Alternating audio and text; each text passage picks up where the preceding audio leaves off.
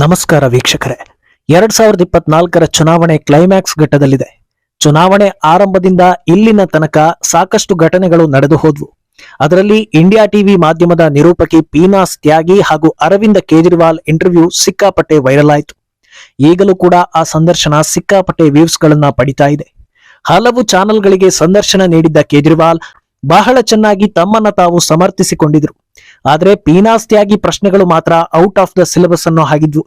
ಕೆಲ ಪ್ರಶ್ನೆಗಳಿಗೆ ಉತ್ತರ ನೀಡೋದಕ್ಕೆ ಸಾಧ್ಯವಾಗದೆ ಕೇಜ್ರಿವಾಲ್ ಪತರುಗುಟ್ಟಿದ್ದನ್ನ ಜನರು ಎಂಜಾಯ್ ಮಾಡ್ತಾ ಇದ್ದಾರೆ. ಈ ಸಂದರ್ಶನ ನೋಡಿದವರೆಲ್ಲ ಪೀನಾಸ್ ಇಂಟರ್ವ್ಯೂವರ್ ಆಫ್ ದ ಇಯರ್ ಅಂತ ಹಾಡಿ ಹೊಗಳ್ತಾ ಇದ್ದಾರೆ. ಈ ಮಧ್ಯೆ ಕೇಜ್ರಿವಾಲ್ ಮರಳಿ ಜೈಲು ಸೇರೋದಕ್ಕೆ ಇನ್ನೊಂದೇ ದಿನ ಬಾಕಿ ಇರೋದು. ಜೈಲು ತಪ್ಪಿಸಿಕೊಳ್ಳೋದಕ್ಕೆ ಕೇಜ್ರಿವಾಲ್ ಸರ್ಕಸ್ ಮುಂದುವರೆದಿದ್ರೆ, ಇನ್ನೊಂದೆಡೆ ಫಲಿತಾಂಶದ ಬಗ್ಗೆ ಕೇಜ್ರಿವಾಲ್ ಭವಿಷ್ಯ ಬೇರೆ ನುಡಿದಿದ್ದಾರೆ. ಇದೆಲ್ಲವನ್ನ ಒನ್ ಬೈ ಒನ್ ಹೇಳ್ತಾ ಹೋಗ್ತೀವಿ. ಈ ವಿಡಿಯೋವನ್ನ ತಪ್ಪದೆ ಕೊನೆ ತನಕ ನೋಡಿ. ಅದಕ್ಕೂ ಮುನ್ನ ಮೀಡಿಯಾ ಮಾನ್ಸ್ಟರ್ ಚಾನಲ್ ಅನ್ನ ತಪ್ಪದೆ ಸಬ್ಸ್ಕ್ರೈಬ್ ಮಾಡಿ. ಎಸ್, ಪೀನಾಸ್ ತ್ಯಾಗಿಯ ಕೇಜ್ರಿವಾಲ್ ಇಂಟರ್ವ್ಯೂ ಈಗ ದೇಶಾದ್ಯಂತ ಓಡಾಡ್ತಾ ಇದೆ. ಅನಿರೀಕ್ಷಿತವಾಗಿ ಬಂದ ಪ್ರಶ್ನೆಗಳಿಗೆ ಉತ್ತರಿಸೋಕಾಗದೆ ಕೇಜ್ರಿವಾಲ್ ತಡಬಡಾಯಿಸಿದ್ದನ್ನ ದೇಶದ ಜನತೆ ನೋಡ್ತಾ ಇದೆ. ಅಲ್ಲದೆ ಈ ಇಂಟರ್ವ್ಯೂಗಳಿಗೆ ಕೇಜ್ರಿವಾಲ್ ಪಕ್ಕಾ ತಯಾರಿ ಮಾಡಿಕೊಂಡು ಬಂದಿದ್ರು ಅನ್ನೋದನ್ನ ಯಾರು ಬೇಕಾದ್ರೂ ಹೇಳಬಹುದು ಅನ್ನೋ ರೀತಿಯಲ್ಲಿದೆ. ಈ ಸಂದರ್ಶನದ ಆರಂಭದಲ್ಲೇ ತಾವು ಎಷ್ಟೊಂದು ಸ್ಮಾರ್ಟ್ ಅಂತ ತೋರಿಸಿಕೊಳ್ಳೋ ಕೇಜ್ರಿವಾಲ್ ತಮ್ಮ ಬಂಧನವನ್ನ ಗಾಂಧಿ, ನೆಹರು, ಭಗತ್ ಸಿಂಗ್ ಹಾಗೂ ಇತರೆ ಹಿರಿಯ ನಾಯಕರ ಬಂಧನಕ್ಕೆ ಹೋಲಿಸಿಕೊಳ್ತಾರೆ. ಅವರಂತೆಯೇ ನಾನು ದೇಶಕ್ಕಾಗಿ ಜೈಲಿಗೆ ಹೋಗಿದ್ದೇನೆ ಅಂತ ಹೇಳ್ತಾರೆ. ಅದರ ಬೆನ್ನಲ್ಲೇ ತಮ್ಮ ಮೇಲಿರೋ ಆರೋಪದ ಬಗ್ಗೆ ಸಮರ್ಥನೆ ಮಾಡಿಕೊಳ್ಳೋ ಕೇಜ್ರಿವಾಲ್ ನೂರಾರು ಕೋಟಿ, ಸಾವಿರಾರು ಕೋಟಿ ಹಗರಣಗಳ ಬಗ್ಗೆ ಆರೋಪ ಮಾಡ್ತಾ ಇದ್ದಾರೆ. ಎಷ್ಟೋ ಬಾರಿ ನಮ್ಮ ಮನೆ ಮೇಲೆ ರೇಡ್ ಆಗಿದೆ, ಎಷ್ಟು ರಿಕವರಿ ಆಗಿದೆ ಅನ್ನೋದನ್ನ ಮೋದಿ ಉತ್ತರಿಸಲಿ ಅಂತ ಸವಾಲ್ ಹಾಕ್ತಾರೆ ಕೇಜ್ರಿವಾಲ್. ಅದಕ್ಕೆ ಕಳ್ಳರ್ಯಾರು ಕದ್ದ ವಸ್ತುಗಳನ್ನ ಕಾಣೋ ಹಾಗೆ ಇಟ್ಕೊಳ್ಳೋದಿಲ್ವಲ್ಲ ಅಂತ ನಿರೂಪಕಿ ಪೀನಾಸ್ ಕೇಳಿದ್ದೆ ತಡ ಒಂದು ಸಲ ಕೇಜ್ರಿವಾಲ್ ಶಾಕ್ ಆಗ್ತಾರೆ. ಇದರ ಬೆನ್ನಲ್ಲೇ ನೀವೊಬ್ಬ ನಿರ್ಲಜ್ಜ ವ್ಯಕ್ತಿ ಅಂತ ಹೇಳೋ ಪೀನಾಸ್ ಇದನ್ನ ನಾನು ಹೇಳ್ತಿಲ್ಲ, ಅಮಿತ್ ಶಾ ಹೇಳ್ತಾ ಇದ್ದಾರೆ ಅಂತ ಹೇಳ್ತಾರೆ. ಇದನ್ನ ಕೇಳಿ ಒಂದು ಕ್ಷಣ ಕಂಗಾಲಾಗೋ ಕೇಜ್ರಿವಾಲ್ ನಾನಲ್ಲ ಅವರೇ ಅಂತ ಹೇಳಿ ಜಾರಿಕೊಳ್ತಾರೆ. ಈ ಸಂದರ್ಶನ ಹೀಗೆ ಮುಂದುವರಿತಾ ಇರುತ್ತೆ. ಹೈಕೋರ್ಟ್ ತೀರ್ಪಿನಲ್ಲಿ ಏನಿದೆ ಅನ್ನೋದನ್ನ ಪೀನಾಸ್ ಓದ್ತಾರೆ. ಅದರ ಬೆನ್ನಲ್ಲೇ ಉತ್ತರಿಸೋ ಕೇಜ್ರಿವಾಲ್ ನೀವು ಹೈಕೋರ್ಟ್ ಅನ್ನ ಬಿಟ್ಟು ಬಿಡಿ, ಸುಪ್ರೀಂ ಕೋರ್ಟ್ ಏನು ಹೇಳಿದೆ ಅನ್ನೋದನ್ನ ಕೇಳಿ. ಸುಪ್ರೀಂ ಕೋರ್ಟ್ ಆರೋಪದ ಬಗ್ಗೆ ಮಾತ್ರ ಹೇಳಿದೆ, ಅದು ಸಾಬೀತಾಗಿದೆ ಅಂತ ಎಲ್ಲೂ ಹೇಳಿಲ್ಲ ಅಂತಾರೆ ಕೇಜ್ರಿವಾಲ್. ಅದಾದ ಕೆಲ ಹೊತ್ತಲ್ಲೇ ಮನೀಶ್ ಸಿಸೋಡಿಯಾ ಕೇಸ್ ವಿಚಾರ ಬಂದಾಗ ಸುಪ್ರೀಂ ಕೋರ್ಟ್ ಹೇಳಿದ್ದೇನೋ ಅನ್ನೋದನ್ನ ಪೀನಾಸ್ ಕೇಳ್ತಾರೆ. ಆಗ ಪಟ್ ಅಂತ ಪ್ಲೇಟ್ ಚೇಂಜ್ ಮಾಡೋ ಕೇಜ್ರಿವಾಲ್ ನಿಮಗೆ ಹೈಕೋರ್ಟ್ ಮೇಲೆ ನಂಬಿಕೆ ಇಲ್ವಾ, ನಿಮ್ಮ ಪ್ರಕಾರ ಸುಪ್ರೀಂ ಕೋರ್ಟ್ ಒಂದೇ ಸರಿ ಅಂತಾನ ಅಂತ ಹೇಳಿ ನಿರೂಪಕಿಯದ್ದೇ ತಪ್ಪು ಅನ್ನೋದನ್ನ ಬಿಂಬಿಸೋದಕ್ಕೆ ಹೋಗ್ತಾರೆ. ಅದು ಕೂಡ ನೀಟಾಗಿ ವೀಕ್ಷಕರಿಗೆ ಗೊತ್ತಾಗುತ್ತೆ. ಇನ್ನು ದೇಶದ ಎಲ್ಲಾ ಸಂಸ್ಥೆಗಳ ಮೇಲೂ ಮೋದಿ ಹಾಗೂ ಬಿಜೆಪಿ ಹಸ್ತಕ್ಷೇಪ ಮಾಡ್ತಾ ಇದೆ. ಸದ್ಯದಲ್ಲೇ ಇನ್ನುಳಿದ ವಿಪಕ್ಷ ನಾಯಕರು ಕೂಡ ಅರೆಸ್ಟ್ ಆಗ್ತಾರೆ ಅಂತ ಹೇಳ್ತಾರೆ. ಇದಕ್ಕೆ ಮರುಪ್ರಶ್ನೆ ಹಾಕೋ ಪೀನಾಸ್ ಎಲ್ಲಾ ಸಂಸ್ಥೆಗಳು ಅವರ ಕೈಯಲ್ಲಿ ಇದ್ದಿದ್ರೆ ನಿಮಗೆ ಬೇಲ್ ಹೇಗೆ ಸಿಗ್ತಾ ಇತ್ತು ಅಂತ ಕೇಳ್ತಾರೆ. ಮೆಲ್ಲಗೆ ಯೂಟರ್ನ್ ಹೊಡೆದು ವಿಷಯವನ್ನ ಡೈವರ್ಟ್ ಮಾಡ್ತಾರೆ ಕೇಜ್ರಿವಾಲ್.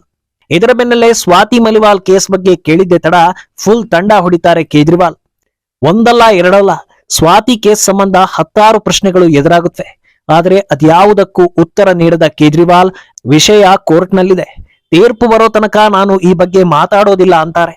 ಕೊನೆಗೆ ಪೀನಾಸ್ ನಿಮ್ಮ ಆಪ್ತ ಸಚಿವರೇ ಹಲ್ಲೆ ಬಗ್ಗೆ ಒಪ್ಪಿಕೊಂಡಿದ್ದಾರೆ, ಇದರ ಬಗ್ಗೆ ಏನ್ ಹೇಳ್ತೀರಾ ಅಂತ ಪ್ರಶ್ನೆ ಮಾಡ್ತಾರೆ. ಅದಕ್ಕೂ ಉತ್ತರ ನೀಡದ ಕೇಜ್ರಿವಾಲ್ ಮೆಲ್ಲಗೆ ಯೂಟರ್ನ್ ಹೊಡಿತಾರೆ. ಈ ನಿರೂಪಕಿಗೆ ಸುಪ್ರೀಂ ಕೋರ್ಟ್ ಮೇಲೆ ನಂಬಿಕೆ ಇಲ್ಲ ಅಂತ ಹೇಳಿ ಅದೇ ವಿಷಯವನ್ನ ಪದೇ ಪದೇ ಹೇಳಿ ನೀಟಾಗಿ ಡೈವರ್ಟ್ ಮಾಡ್ತಾರೆ. ಸ್ವಾತಿ ಕೇಸನ್ನ ಬಿಟ್ಟು ರಾಜ್ಯಸಭಾ ಸ್ಥಾನದ ಬಗ್ಗೆ ಕೇಳಿದಾಗ್ಲೂ ಸ್ವಾತಿ ಹೆಸರನ್ನ ಎತ್ತೋದೇ ಇಲ್ಲ ಕೇಜ್ರಿವಾಲ್. ಒಂದೇ ಮಾತನ್ನ ಪದೇ ಪದೇ ಹೇಳ್ಕೊಂಡು ಜಾರಿಕೊಳ್ತಾರೆ. ಇದಾದ ಬೆನ್ನಲ್ಲೇ ಒಂದು ವೇಳೆ ನಿಮಗೆ ಜೈಲು ಪರ್ಮನೆಂಟ್ ಆದ್ರೆ ಸರ್ಕಾರವನ್ನ ಯಾರು ಮುಂದುವರಿಸಿಕೊಂಡು ಹೋಗ್ತಾರೆ ಅನ್ನೋ ಪ್ರಶ್ನೆ ಎದುರಾಗುತ್ತೆ. ಅದಕ್ಕೂ ನೇರವಾದ ಉತ್ತರ ನೀಡಿದ ಕೇಜ್ರಿವಾಲ್ ಮುಂದೆ ಮಮತಾ ಬ್ಯಾನರ್ಜಿಯನ್ನ ಅರೆಸ್ಟ್ ಮಾಡ್ತಾರೆ. ಎಲ್ಲೆಲ್ಲಿ ಬಿಜೆಪಿ ಸರ್ಕಾರ ಇಲ್ವೋ ಅಲ್ಲೆಲ್ಲಾ ಸಿಎಂಗಳ ಅರೆಸ್ಟ್ ಆಗಲಿದೆ ಅಂತ ವಿಷಯವನ್ನ ಡೈವರ್ಟ್ ಮಾಡ್ತಾರೆ. ಕೊನೆಗೆ ನಾನು ಜೈಲಲ್ಲೇ ಕುಳಿತು ದೆಹಲಿ ಸರ್ಕಾರವನ್ನ ನಡೆಸ್ತೀನಿ ಅನ್ನೋದನ್ನ ಕೂಡ ಹೇಳಿ ಅಧಿಕಾರದ ಆಸೆ ಸದಾ ಇದ್ದೇ ಇರುತ್ತೆ ಅನ್ನೋದನ್ನ ಪರೋಕ್ಷವಾಗಿ ಒಪ್ಪಿಕೊಳ್ತಾರೆ ಕೇಜ್ರಿವಾಲ್. ಅಲ್ಲದೆ ಇಂಡಿ ಒಕ್ಕೂಟ ಅಧಿಕಾರಕ್ಕೆ ಬಂದ್ರೆ ನೀವು ಜೈಲಿಗೆ ಹೋಗೋ ಅವಶ್ಯಕತೆ ಇರೋದಿಲ್ಲ ಅಂತ ಹೇಳಿದ್ದೀರಾ, ಅದರ ಅರ್ಥ ಏನು, ನಿಮ್ಮ ಮೇಲಿರೋ ಕೇಸೆಲ್ಲ ರದ್ದಾಗಲಿದೆಯಾ ಅಂತ ಕೇಳ್ತಾರೆ. ಅದಕ್ಕೆ ಉತ್ತರಿಸೋ ಕೇಜ್ರಿವಾಲ್ ಬಿಜೆಪಿ ವಾಷಿಂಗ್ ಮಿಷಿನ್ ರೀತಿ ಆಗಿದೆ, ತಪ್ಪು ಮಾಡಿ ಬಿಜೆಪಿ ಸೇರಿದವರೆಲ್ಲ ಜೈಲಿಂದ ಬಚಾವಾಗ್ತಾ ಇದ್ದಾರೆ.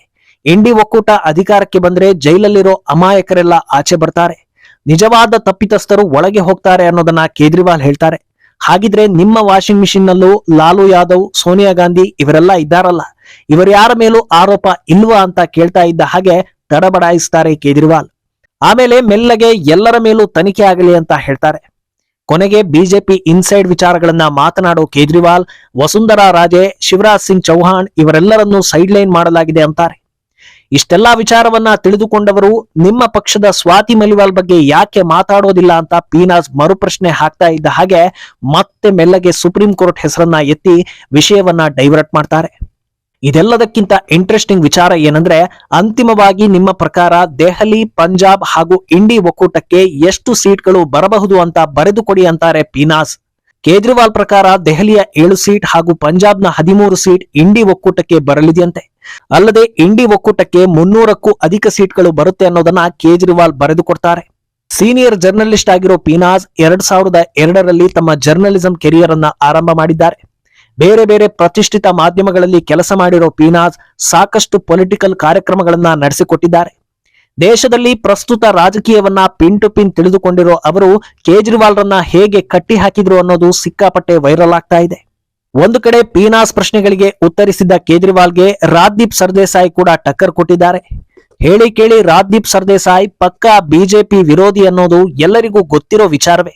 ಆದ್ರೆ ಕೇಜ್ರಿವಾಲ್ ಸರ್ದೇಸಾಯಿ ಕೇಳಿರೋ ಪ್ರಶ್ನೆಗಳಿಗೆ ಉತ್ತರಿಸೋಕಾಗದೆ ತಡಬಡಾಯಿಸ್ತಾರೆ. ನೀವು ದೆಹಲಿಯಲ್ಲಿ ಕಾಂಗ್ರೆಸ್ ಜೊತೆ ಮೈತ್ರಿ ಮಾಡಿಕೊಳ್ತೀರಾ, ಪಂಜಾಬ್ನಲ್ಲಿ ಅದೇ ಕಾಂಗ್ರೆಸ್ ವಿರುದ್ಧ ಸ್ಪರ್ಧೆ ಮಾಡ್ತೀರಾ. ಇದ್ಯಾವ ರೀತಿಯ ರಾಜಕಾರಣ? ಇದ್ಯಾವ ರೀತಿಯ ಮೈತ್ರಿ? ಒಂದು ರಾಜ್ಯದಲ್ಲಿ ಮಿತ್ರರು, ಇನ್ನೊಂದು ರಾಜ್ಯದಲ್ಲಿ ಶತ್ರುಗಳು. ಇದಕ್ಕೆ ಏನಂತೀರಾ ಅಂತ ಪ್ರಶ್ನೆ ಮಾಡ್ತಾರೆ. ನೇರ ಉತ್ತರ ನೀಡದೆ ಜಾರಿಕೊಳ್ಳೋ ಕೇಜ್ರಿವಾಲ್, ನಮ್ಮ ಪ್ರಮುಖ ಉದ್ದೇಶ ಪ್ರಜಾಪ್ರಭುತ್ವವನ್ನ ಕಾಪಾಡೋದು, ಆದ್ರಿಂದ ಹೀಗೆ ಅಡ್ಜಸ್ಟ್ಮೆಂಟ್ ಮಾಡ್ಕೊಳ್ತೀವಿ ಅಂತಾರೆ. ಇದರಿಂದ ಜನರಿಗೆ ಯಾವ ಸಂದೇಶ ಹೋಗುತ್ತೆ ಅಂತ ಕೇಳಿದ್ದಕ್ಕೆ, ಜನರು ನಮ್ಮನ್ನ ಒಪ್ಪಿದ್ದಾರೆ, ನಮ್ಮ ನಿಲುವನ್ನ ಸ್ವಾಗತ ಮಾಡ್ತಾ ಇದ್ದಾರೆ, ನಮ್ಮ ಉದ್ದೇಶ ಜೂನ್ 4ರಂದು ದೇಶದ ಪ್ರಜಾಪ್ರಭುತ್ವವನ್ನ ಉಳಿಸೋದು ಅಂತ ಹೇಳಿ ಜಾರಿಕೊಳ್ತಾರೆ. ಇದನ್ನ ಇಲ್ಲಿಗೆ ಮುಗಿಸದೆ ಇನ್ನೊಂದು ಪ್ರಶ್ನೆ ಹಾಕ್ತಾರೆ ಸರ್ದೇಸಾಯಿ. ನೀವು ಕನ್ನಯ್ಯ ಕುಮಾರನ್ನ ತಬ್ಬಿಕೊಂಡು ದೆಹಲಿಯಲ್ಲಿ ಕಾಂಗ್ರೆಸ್ ಪರ ಪ್ರಚಾರ ಮಾಡ್ತೀರಾ, ಆದ್ರೆ ರಾಹುಲ್ ಗಾಂಧಿ ಜೊತೆಗೆ ಯಾಕೆ ಕಾಣಿಸಿಕೊಳ್ಳೋದಿಲ್ಲ? ನೀವು ರಾಹುಲ್ ಗಾಂಧಿ ಒಟ್ಟೊಟ್ಟಿಗೆ ನಿಂತು ಕೈ ಕೈ ಹಿಡಿದು ಪ್ರಚಾರ ಮಾಡಿದ್ರೆ ನಿಮ್ಮನ್ನ ಬೆಂಬಲಿಸುವವರಿಗೆ ಖುಷಿ ಆಗುತ್ತಲ್ವಾ ಅಂತ ಕೇಳ್ತಾರೆ. ಅದಕ್ಕೆ ಏನೇನೋ ಉತ್ತರ ನೀಡೋ ಕೇಜ್ರಿವಾಲ್, ನಮ್ಮದು ಅರೇಂಜ್ ಮ್ಯಾರೇಜ್ ಅಲ್ಲ, ಲವ್ ಮ್ಯಾರೇಜ್ ಅಲ್ಲ, ದೇಶವನ್ನ ಉಳಿಸೋದಕ್ಕೆ ಹೋರಾಡ್ತಾ ಇದ್ದೀವಿ ಅಂತ ಹೇಳ್ತಾರೆ. ಇದೆಲ್ಲಾ ಸರ್ಕಸ್ ಮಾಡಿದ ಬೆನ್ನಲ್ಲೇ ಈಗ ಕೇಜ್ರಿವಾಲ್ಗೆ ಮತ್ತೆ ಜೈಲಿಗೆ ಹೋಗೋ ಸಮಯ ಬಂದಿದೆ.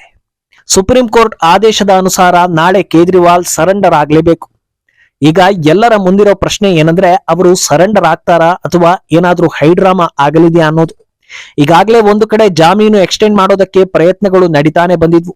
ಈಗ ತಿಹಾರ್ ಜೈಲಿಂದ ಕೇಜ್ರಿವಾಲ್ ಹೆಲ್ತ್ ಡೇಟಾ ಬಂದಿದ್ದು, ಕೇಜ್ರಿವಾಲ್ 1 kg ಕಡಿಮೆ ಆಗಿದ್ದಾರೆ ಎನ್ನಲಾಗಿದೆ. 65 kg ಇದ್ದವರು 64 kgಗೆ ಬಂದಿದ್ದಾರೆ. ಇದಕ್ಕೆ ಕಾರಣ ಎಲೆಕ್ಷನ್ ಪ್ರಚಾರ ಹಾಗೂ ರ್ಯಾಲಿಗಳು ಅನ್ನೋದನ್ನ ಎಲ್ಲರೂ ಅಂದಾಜು ಮಾಡಬಹುದು. ಒಟ್ನಲ್ಲಿ ಬೇಲ್ ಮೇಲೆ ಬಂದ ಕೇಜ್ರಿವಾಲ್ ರನ್ನ ಪೀನಾಸ್ತಿಯಾಗಿ ಸರಿಯಾಗಿ ಕಟ್ಟಿ ಹಾಕಿದ್ದಾರೆ.